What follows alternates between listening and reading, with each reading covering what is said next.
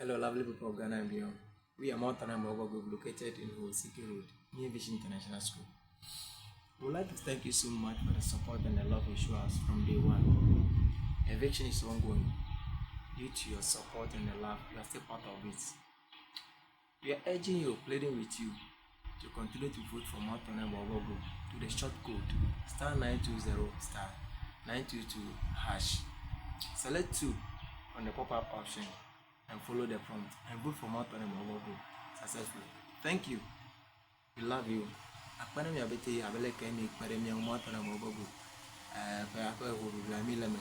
Emi nyawe mi apa nu wana we na be mi dale me ba se fifia. Me wuno. Kpere mi ada kona ni place bela ni aduji. Akpana mi abete